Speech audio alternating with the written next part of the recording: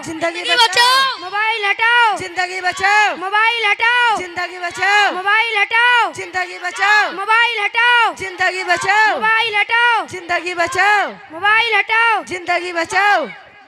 अरे ये क्या शोर मचा रखा है? अरे ये बच्चे क्या कर रहे थे? कुछ पोस्टर और बैनर लेकर चीखो पुकार कर रहे थे। वो देखो उमर आ रहा है, उसको पूरे गांव की खबर रहती है।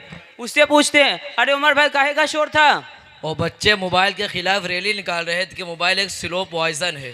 अरे मोबाइल से तो बहुत सहूलत हो गई है, एक मैसेज पे कोई भी चीज़ आ जाती है।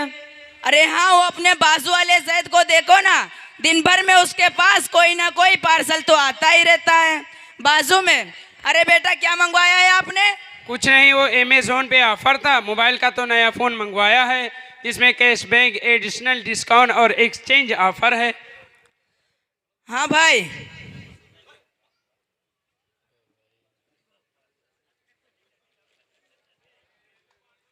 अरे चचा क्या मंगवाया अपने जोमेटो से? कुछ नहीं, वो लड़के ने पिज्जा मंगवाया था। चचा अभी जो आवाज़ आई वो काहे की थी? हाँ, कुछ बच्चे बैनर लेकर निकले थे और मोबाइल हटाओ और जिंदगी बचाओ के नारे लगा रहे थे।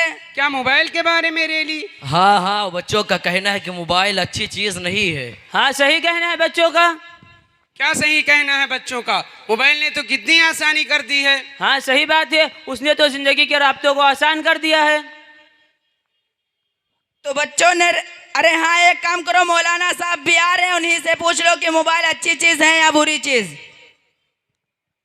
अस्सलामु अलैकुम वरहमतुल्लाहि वबरकातुहू। वालेकुम अस्सलाम वरहमतुल्लाहि वबरकातुहू। क्या हुआ भाई, सब खैरियत तो है? हाँ मौलाना साहब, हम मोबाइल के बारे में बात कर रहे थे कि आज उसने कितनी आसानी कर दी। हाँ, आज मोबाइल का ऐसा दौर है कि हर चौथी और पांचवी दुकान मोबाइल और उसके ऐसी सीरीज़ की है। बिल्कुल, और जो भी मोबाइल की दुकान खोलता है सबकी चलती है। मैं तो ये कहता हूँ कि वक्त के साथ साथ इंसान को अपडेट रहना चाहिए। हाँ हाँ सही बात है, आज उसने कितनी आसानी करके रखी है। एक मैसेज पे खाना, गाड़ी, मोबाइल, बस, रेलवे टिकट, हवाई जहाज़ की टिकट भी मिल जाते हैं। बल्कि और चचा का पिज़्ज़ा भी तो एक मैसेज पे आया है, बल्कि लोग इससे पैसे भी कमा रहे हैं। तो बच्चों ने रैली क्यों निकाली थी? मैं बताता हूँ आपको इसकी वजह। क्या आपको पता है दुनिया में सबसे मालदार मोबाइल कंपनी कौन सी है? हाँ वो जोमेटो ना। नहीं, जोमेटो नहीं बल्कि एप्पल कंपनी की है। वही है ना।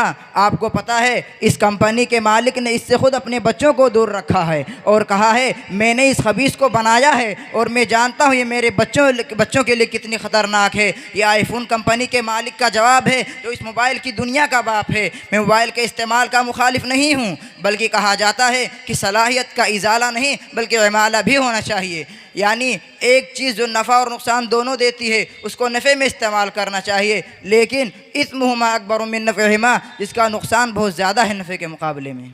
अरे मौली साहब, लेकिन ज़माने के हालात से बाखबर रहने का बहुत बड़ा ज़रिया है। बिल्कुल है, बल्कि उलमा ने लिखा है जो ज़माने के हालात से बाखबर ना रहे वो जाहिल है। हाँ ये बात तो सही है, जब हाथ में मोबाइल होता है तो कुछ भरोसा नहीं होता है। फोकट इसमें वक्त बर्बाद करते हैं और बार बार चेक करते हैं कहीं कुछ आया तो नहीं। अरे हाँ, इसने तो इतना सत्यानाश कर रखा है। आजकल माएँ भी मोबाइल के चक्कर में बच्चों पर ठीक से ध्यान नहीं दे पाती। अभी बच्चे भी माँ बाप को इसी तरह देख रहे हैं तो उनको भी मोबाइल के बिना रहा नहीं जाता। पहले माएँ बच्चों को लोरी गा कर सुनाती थी, अब उनको मोबाइल हाथ में दे देती हैं। मगर कुछ भी हो चचा, आज इसके फ़ायदे से कोई इनकार नहीं कर सकता। अरे पूरे दुनिया को सर्च करना आसान हो गया है कि कर लो दुनिया मुट्ठी में। अरे वाह, बड़े मुफ्ती साहब भी आ गए हैं। कल इनका बयान हमारे गांव की मस्जिद में हुआ था मोबाइल के बारे में।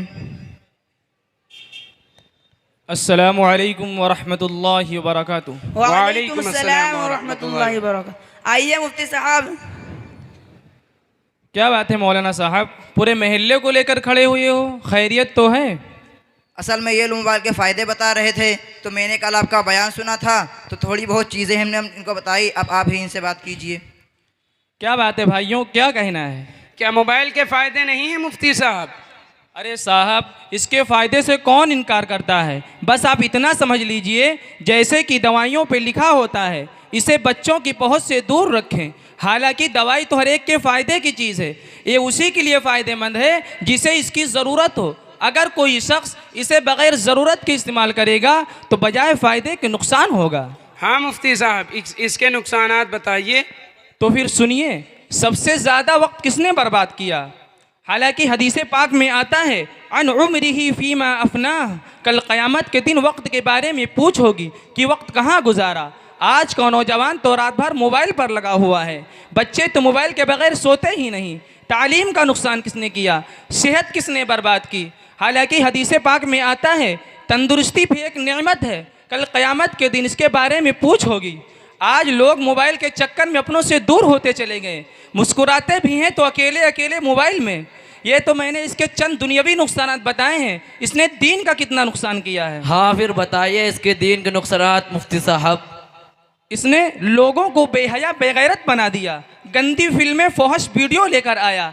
आज हर बेगैरत आदमी इसकी शिकायत कर रहा है। इतना ही नहीं बल्कि बापर्दा औरतें भी इसके फरेब और धोखे में आ गई, वो भी बन सवन कर इंस्टाग्राम पर वीडियो बनाने लगी। हाँ सही बात है, ये तो हम अपने आँखों से देख रहे हैं। हालांकि हदीस पाक में आता है 3 आँखें जहन्नम में नहीं जाएंगी, उसमें से एक आँख वो है जो हराम देखने से रुक गई हो। एक दूसरी हदीस में गलत देखने को आँखों का जिना करार दिया गया है। और गाना बजाना इसने इतना आम कर दिया कि आज मसाजिद और मदारिस क्या, हरम मक्की मदनी भी इससे महफूज ना रहे। हदीस पाक में आता है आखिरी ज़माने में गाना बजाना आम हो जाएगा। और झूठ इसने इतना फैला दिया कि आज हर बात चाहे दीनी हो या दुनियावी हो बग़ैर तहक़ीक़ यूं ही शेयर की जा रही है। हाँ मुफ्ती साहब, आपने सही फरमाया। बाज़ लोग तो ऐसे झूठे मैसेज भेजते हैं कि हमें खुद लगता है कि ऐसा नहीं हो सकता। जैसे कभी कभी व्हाट्सएप में आता है इतने लोगों में शेयर कर दो जन्नत की खुशखबरी मिलेगी। आज कुरान पाक को 1446 साल पूरे हो चुके हैं, लेकिन उसके अंदर ऐसा कुछ नहीं आया। लेकिन जब से व्हाट्सएप, फेसबुक, इंस्टाग्राम, ट्विटर आया है उसके अंदर आता है इतने लोगों में शेयर कर दो जन्नत की बशारत मिलेगी। यानी ऐसा लगता है मोबाइल पे एक मैसेज भेजो और जन्नत ले लो। इतना ही नहीं, इसने तो लोगों के घर तक तबाह कर दिए। शौहर को शक था कि मेरी बीबी किसी से चैट कर रही है, बस उसने उसी वक्त तलाक दे दी। अस्तगफिरुल्लाह। आज लोग फ्रेंड बनाने के चक्कर में अपनों से दूर होते चले गए। हाँ मुफ्ती साहब, आपने सही फरमाया। आपका बहुत बहुत शुक्रिया कि आपने इस फितने के बारे में मेरी आंखें खोल दी। बस हम आखिर में आपसे इतना मालूम करना चाहते हैं कि मोबाइल का इस्तेमाल किस तरह करें। देखिए, आज के दौर में मोबाइल इंसान का ऐसा साथी बन गया है कि इसे छोड़ा नहीं जा सकता।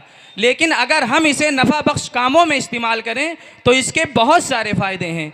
जैसे इसके ज़रिए दीनी, मिल्ली, इस्लाही, समाजी और अखलाक़ी बातें लोगों को बताई और पहुंचाई जा सकती हैं। अगर हम इसका गलत इस्तेमाल करेंगे तो यही मोबाइल सारी ख़राबियों, सारी बुराइयों की जड़ बनेगा।